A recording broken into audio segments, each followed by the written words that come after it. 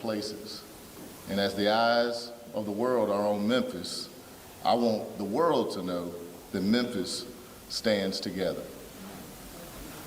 This morning, we learned that the president and the governor are looking to bring federal resources to our city, which include the National Guard, which they have the authority to do.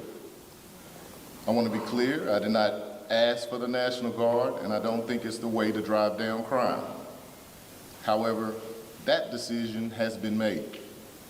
And as mayor of the city that I love, of Memphis, Tennessee, my commitment is to make sure that we work strategically to ensure that this happens in a way that truly benefits and strengthens our community. I want to note that we have been making progress as a city on reducing crime. 13% overall reduction in crime in 2024, 19% reduction in violent crime, 29% reduction in murders, 37% reduction in car thefts, and that's in 2024. And on 2025, we're on pace to beat those numbers. We've been executing a very deliberate strategy, one that focuses on identifying the most violent individuals and groups in the city, and we've seen success. We've invested in a citywide camera network that provides the technology that allows us to capture criminals more quickly. We've recently had a successful FBI initiative in partnership with MPD that has produced significant results.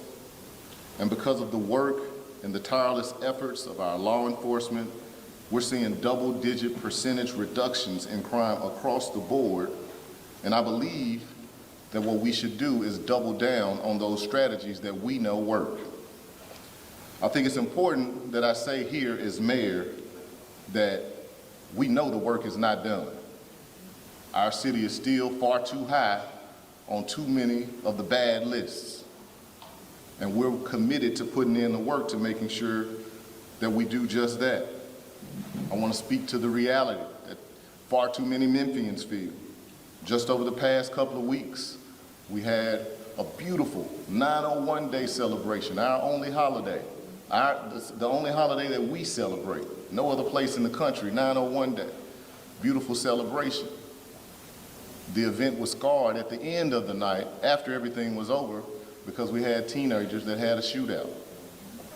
We had a home in Hickory Hill where 4 residents were shot in their own home.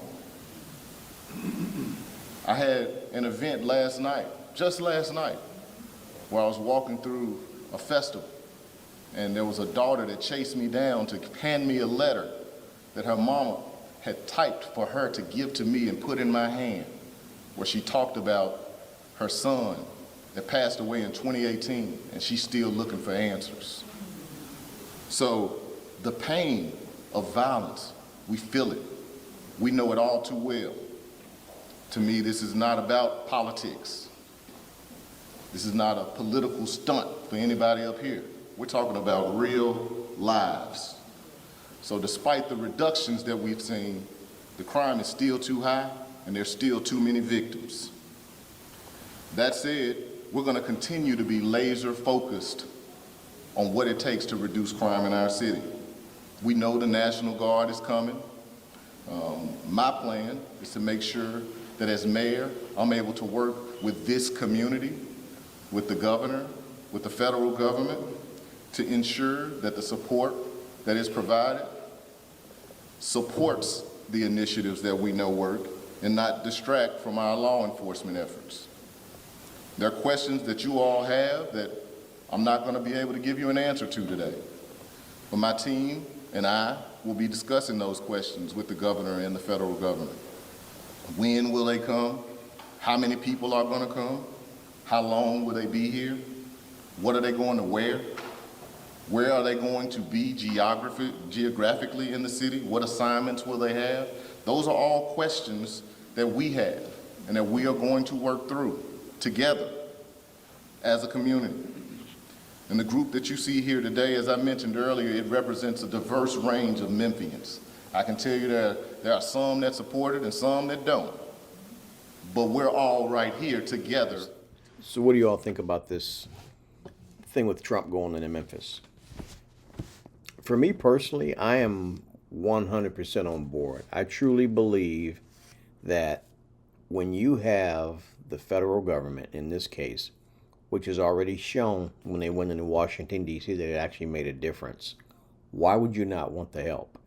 And even though this mayor stood there and said that he has no control over whether or not the National Guard comes in or not, he said he didn't agree with it. It was a way to bring down crime. But the thing about it is, if your way of doing things, Mr. Mayor, isn't working, why would you not take help from some outside entity that's trying to help you? You stood there and you said, well, we're 14% down and we're 16% down on that. Who cares? I guarantee you the people that live in those communities, most of the decent people, they want crime-free streets, crime-free neighborhoods. And something being down 10%, 14% ain't cutting it. I'm sorry. Let's get it down to 90%, 100%. Okay, you saw that in D.C. So if the National Guard can assist you, let them come in and assist you. You're entitled to your opinion and saying you don't disagree. But my question is, why don't you agree? Why would you not want the help? I don't understand that. It's no different than that Pritzker guy in Chicago. Why would you not want help if you're seriously having issues with crime and shootings and murders and robberies, especially in Chicago? Everybody knows how jacked up Chicago is. Why would you not want the help? Please make that make sense to me. Because I know for me as a citizen, I want my neighborhood safe. I want to be able to walk to the corner store and not have to worry about, is this a gang's corner or is that a gang's corner? Am I going to get robbed? Am I going to get carjacked because I have a nice car? Am I going to get shot just for the sake of getting shot? You see what I'm saying? Who wants to live like that? I truly believe that most people are God-fearing, good people that just want to have a good life. They just want to be left alone. They want to be able to enjoy their family, be able to walk to the corner store, be able to go to the park, do all the things that normal people do without being victims of crimes. You know, I was a cop for a long time, and I dealt with a lot of victims and also dealt with a lot of suspects. Even I was a victim myself of theft a few times. It doesn't feel good to be a victim, okay? I know theft isn't that serious, compared to somebody getting raped or jacked or shot. But again, it sucks to be a victim of a crime. You feel violated knowing somebody came into your house or went through your car. It ticks you off. So why would you not want a community where somebody's trying to help you make this better? So, Mr. Mayor, get over your little 14% or your little 16% crime stats, because even in your speech you said, even with that being down, you could still use the help. So take the help, and I'm glad that Trump is going into Memphis. I also heard that he's going to be going into St. Louis, and these two cities probably before Chicago, which I'm still hoping, regardless of the pushback that he's getting, I hope he goes in there. I remember when Lori Lightfoot was the mayor, that's all you heard about was Chicago had 23 shootings this weekend, 25 shootings, 17 shootings. That's nuts. What's so sad? These are people's lives. These are souls. These are human beings. And I'm going to say it, and some of you ain't going to like it.